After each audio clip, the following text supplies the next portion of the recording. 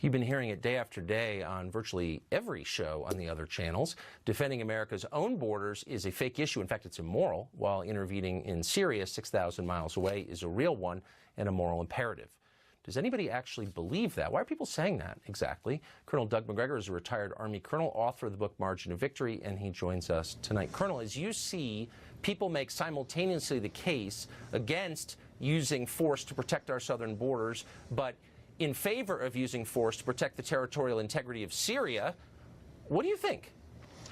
Well, I think it's lunacy, to be perfectly blunt. It's a crazy idea. First of all, the United States Armed Forces, at least as far as the Constitution is concerned, exist primarily to defend the United States. That includes its borders against foreign penetration.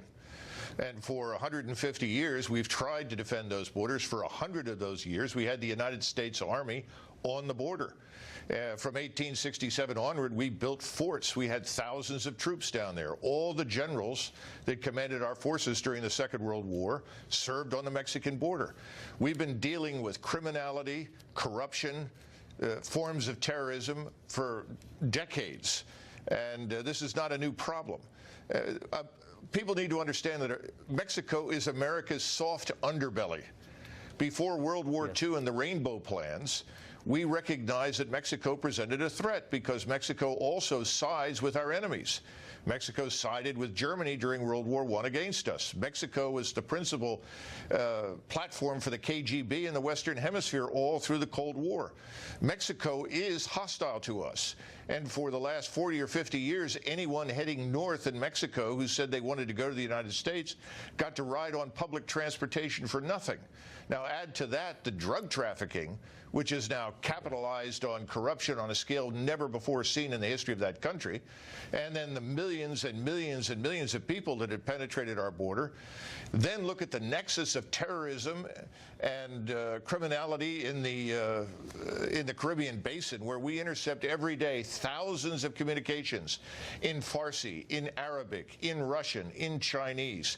It doesn't take a genius to figure out that we have real conflict in Mexico, and we ignore it at great peril. We're already spending billions to deal with the consequences of illegal immigration and the criminality here. We have criminals in our jails, costs us hundreds of billions of dollars every year. This has got to stop. Donald Trump said he would control the border. It's time to put the military on the border. The National Guard is nice, but the National Guard is not experienced in this. The regular Army is. We have thousands of people with experience. Yes. We need to put them on the border, and we need to secure it. Then we can rotate the National Guard through. Thank you for that plain explanation, Colonel. I have a hard-earned, and I appreciate it. Okay.